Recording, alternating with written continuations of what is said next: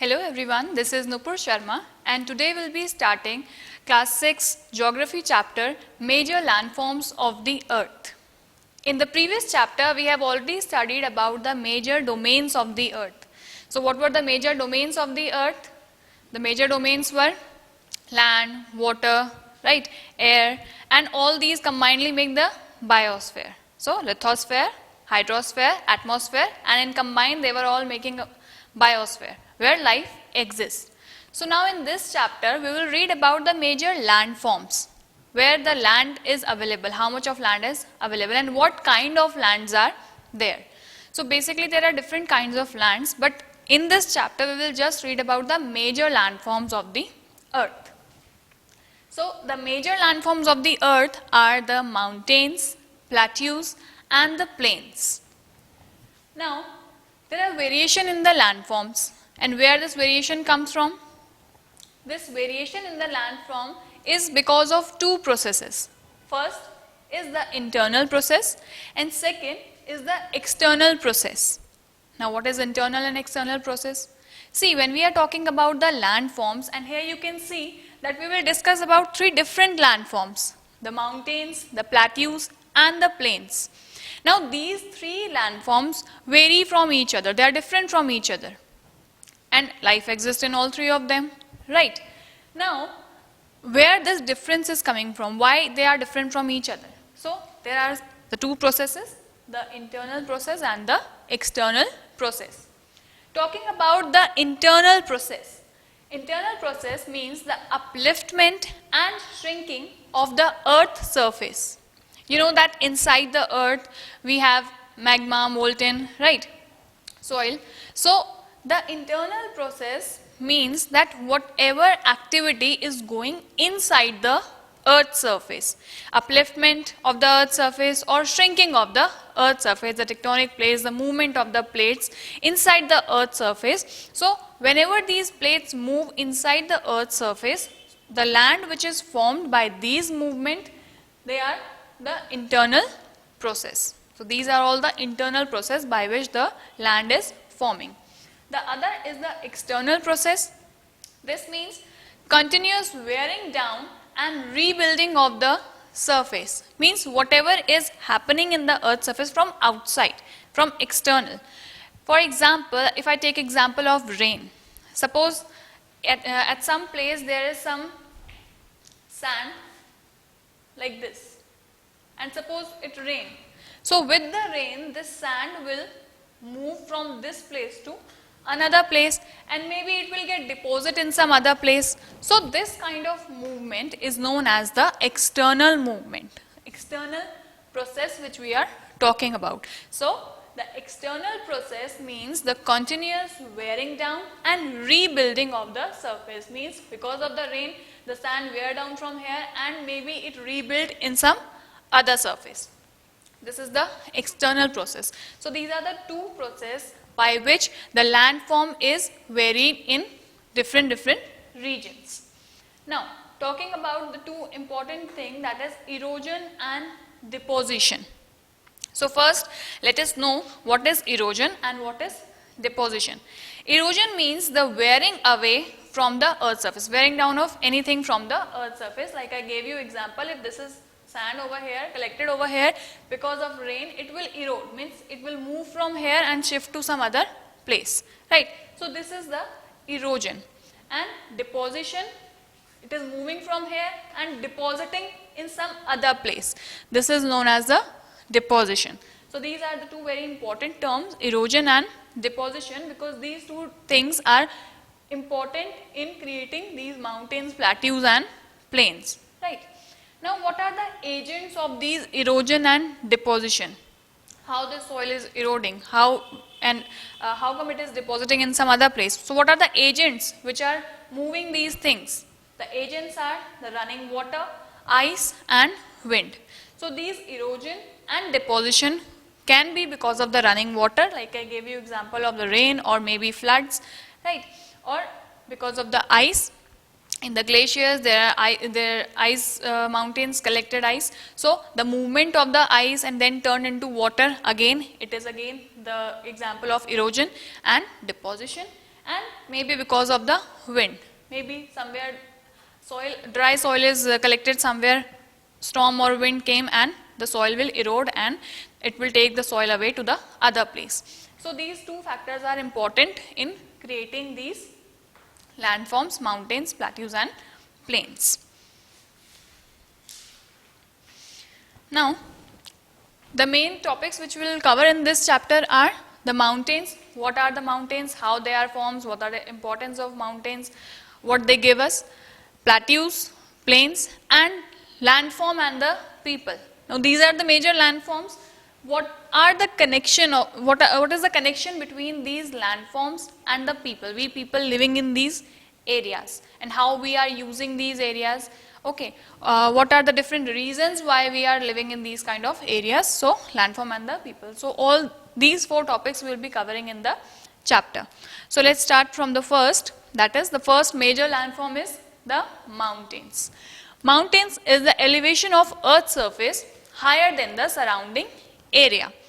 Here I have drawn a picture of a mountain. See, it is the elevation, you can see this, and it is higher than the surrounding, means it is higher than the surrounded areas.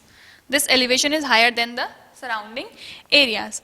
Now, other important thing about the mountain, how you will recognize it is a mountain or a plain. Other thing, it has a small summit. What is a summit? The uppermost part of the mountain is known as the summit. So here you can see this is the summit. So mountains have small summit and broad base. The base is very broad. Right. So it is the elevation of the earth's surface higher than the surrounding areas and having a small summit and broader base. This is what a mountain is. Now, because of the harsh climate in the mountain area, what happens? The slopes are steep. As you can see, this is the slope and it is very steep slope. Right? And the climate over here is very harsh. Slope is steep and less land is available in the mountains for farming. So therefore, as compared to these two areas, people living in mountains are less. Mountains are less populated because there is not much scope of farming in the mountains just because of the steep slope. Farming becomes difficult in this kind of area. Right. Now, other things which you will see in the mountains, which you will find in the mountains are the glaciers, then mountain ranges. Right. Now, what are the glaciers? You might have heard of this word. Right. What are the glaciers?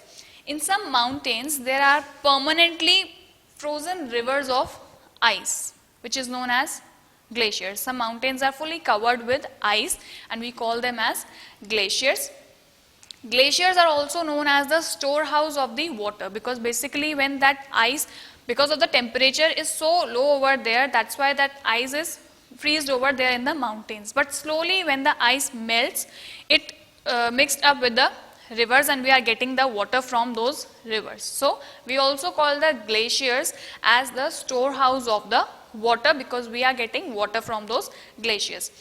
Some mountains are under sea also. How come under sea? I'll give you example, like suppose this is land, this is one mountain. And suppose here is the sea or ocean, you can say. So there might be some mountain which are starting from here, the base is from here, right? But since it's a sea or an ocean, so the ocean or sea has covered the mountain. Just because of this reason, it might appear to be smaller than the mountain which is on the land. It might be bigger than this mountain, but it will seem as smaller because the base is covered in water. So it will appear as if it is smaller than the mountain range, than the mountain which is seen above the land. So there are few mountains which are below the sea also. One example of such kind of mountain is Mount Kea, that is in Hawaii. This kind of mountain which is under the sea. It is in the Pacific Ocean. Right. Now, talking about the mountain ranges. What are the mountain ranges? When you see the mountains in a line. And you can see the peak of the mountains in a line. This series of mountain is known as mountain range. So the chain or series of many mountains is known as the mountain range. For example, the Himalayas, Andes, Alps, these are the mountain ranges where you can see so many mountains in a line. So these are the mountain ranges. Now, what are the importance of mountains? This is our next topic. Why and how the mountains are important for us? As I talked about the glaciers, we call it the storehouse of water. So if mountains will not be there, glaciers will not form, and then how we will get the water? So one importance of mountain is that we have glaciers over there, which is the storehouse of water, and we are getting water from those glaciers. So storehouse of water where many rivers originate from the glaciers in the mountains. Next, reservoirs are made because of these glaciers where rivers are there. Reservoirs are made where water is collected, and hence we can use that water. Water is also used for irrigation. That water which is coming from the glacier in the river, that is also used for the irrigation purpose and also to generate the electricity. That water is also used in generating the electricity. Suppose there are two mountains and river is flowing through it. So dams could be built up over here, and because of those construction of dams, there can be turbines. Then with that, electricity could be produced. So these are some importance of mountains. Because we have glaciers over there, we can get water from there. The water is used for irrigation purpose and also for the generation of electricity. So these are the importance of mountains. Now talking about the types of mountains. There are three types of mountains. One is the fold mountain, next block mountain, and volcanic mountain. These are the three types of mountains. Now what are the fold mountains? See, fold mountains are formed due to the folding of earth crust. What does the folding of earth crust means here is, suppose I told you that inside the earth we have layers, right? So suppose this is one plate and this is another plate. When the plates will move, when there will be movement in these plates, they will touch each other with a force, and when they will touch each other, there it will form a mountain, because it will be so, this, when the movement will be there, it will be so hard movement, it will not be a slow movement. Because of this harsh movement, there will be a formation of mountains. So these kind of mountains which are creating by the folds of the earth crust are known as the fold mountains. What are block mountains? Now again, when these movement will take place, somewhere the mountains are created like this. Because of the movement of the earth, somewhere it will be uplifted and at some place it will be down. So these kind of mountains which are formed by the movement are known as the block mountain. So block mountain, when large areas are broken and displaced vertically. So you can see the break over here and they are displaced vertically. So these kind of mountains are known as the block mountains. The third one is the volcanic mountains. So volcanic mountains, by the name you can make it out that it is formed when the volcanic eruption take place, they form the mountain. When the molten magma bursts up and it comes out, the lava comes out. At the time when it is coming out, at that time it is hot. But when it cools down, it is fixed over there, frozen over there, and it makes a volcanic mountain. So these are the three types of mountains: fold mountains, block mountains, and volcanic mountains. Coming to our next topic, that is plateaus. What are plateaus? They are the elevated flat land.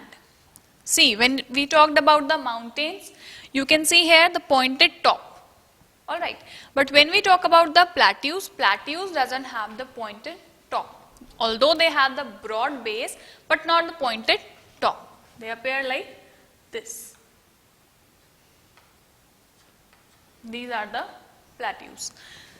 They are basically known as a flat topped tableland standing above the surrounding areas. You know the shape of the table?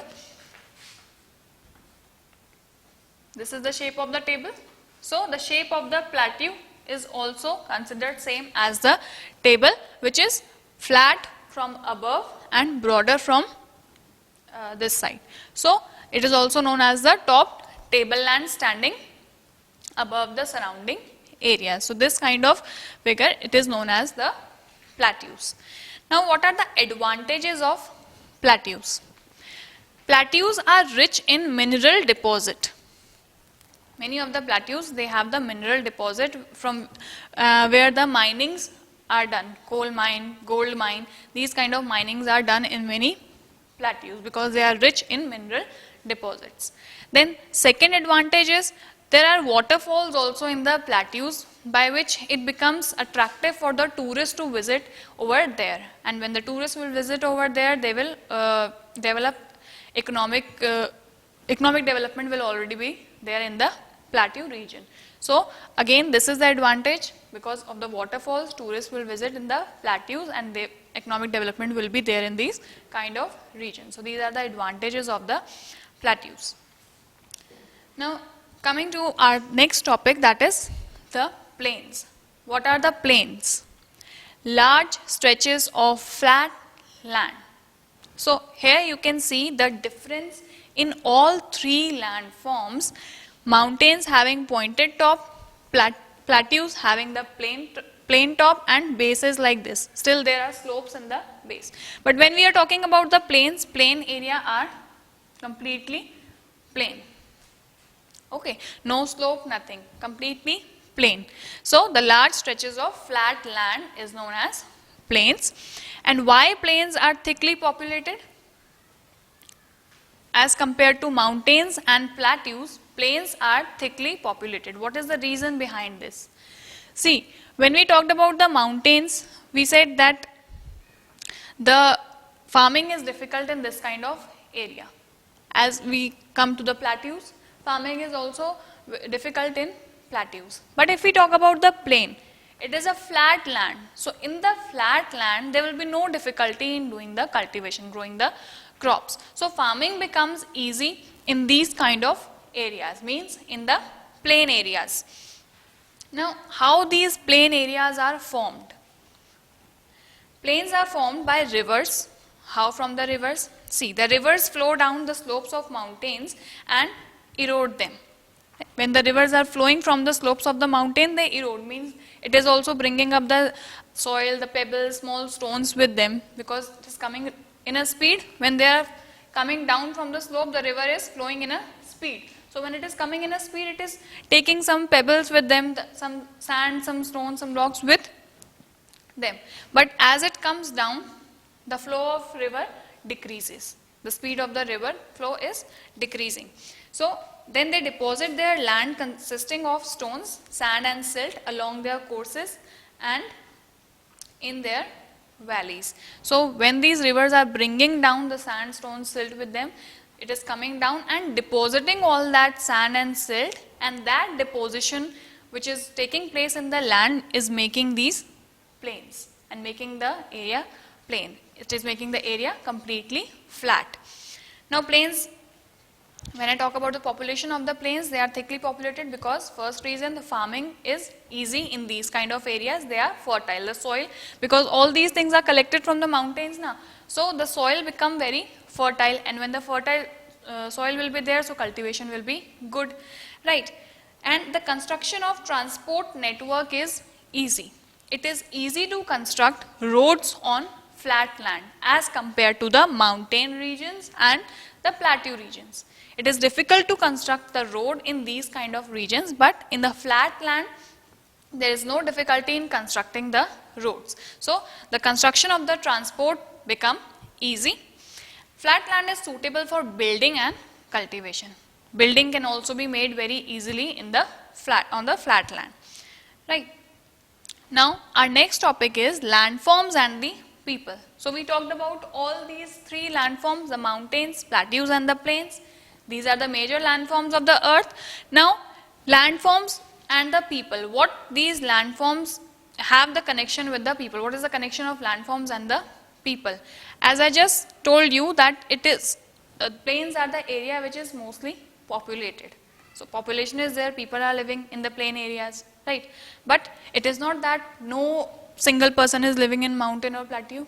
No, it is not like that. People are living in mountain regions as well as plateaus also, but life is more easier and it is easy to construct building, easy for transport, easy for cultivation in the plain area. That is why population is more in the plain areas as compared to other two. Now, the variation of landform, mountain, plateau and plains. So, life is different in three of them. Life is not same in all three regions. As I said, that construction of road is not easy, transport facility is not there. In the mountain, it is so cold over there, no light, electricity or no other sources are available so easily in the mountain regions as compared to the plains. So, the lifestyle in these three regions are different. There is difference in the life. Natural calamities such as earthquake, volcanic eruption, storms and floods cause widespread destruction. All these natural calamities like earthquake, volcanic eruption and storms and floods, whenever these natural calamities come, they cause a destruction in many places, right? Now, what is the solution of these destructions? The solution is to create awareness. So, we have to be aware at what places we are living, what kind of natural calamity can be there in such places, and we have to be aware of these things. Then only we can find out a solution of being safe of these natural calamities. Now, in how many ways are we using the land and water? Are we using it in a good way, in a proper way? No. We are not using the land and water in a proper way. We are actually using it in a wasteful manner. Right? How we are using it in a wasteful manner? See, land is used in a wasteful manner because we are constructing houses in the fertile land. Fertile land is good for cultivation. So, instead of doing agriculture over there, instead of cultivating crops over there, we are building houses or making factories, making offices over there in the fertile land. So, this is one way we are harming the land area, we are harming our landform. And we are throwing the garbage on land, or if not in land, we are throwing the garbage in water. Again, we are making it dirty, we are making our land and water dirty. We should avoid using such important gift of nature in a careless manner. We should be aware of this thing, that if we are polluting our land, we are polluting the water, it will be harmful for us only, right? So, we should avoid such things. We should not give any harm to our land or our water bodies, and it is our duty to leave the earth a better place for our future generation as well. It is not only that we have to live over here, our future generation will also live in the same land, same water, they will also use the same water. So, we have to be careful about this thing, that we must use our resources in a good manner, not in a wasteful manner, so that it could be saved for our future generation as well. So, we have covered all the topics, the major landforms of the earth, and how is the life different, how the people are living differently in these different areas. If we talk about the mountains, so life is quite difficult in those kind of areas because of low availability of the resources as compared to the plains. So, plain areas are mostly populated as compared to mountains and plateaus. With this, we finish up with our chapter. Thank you.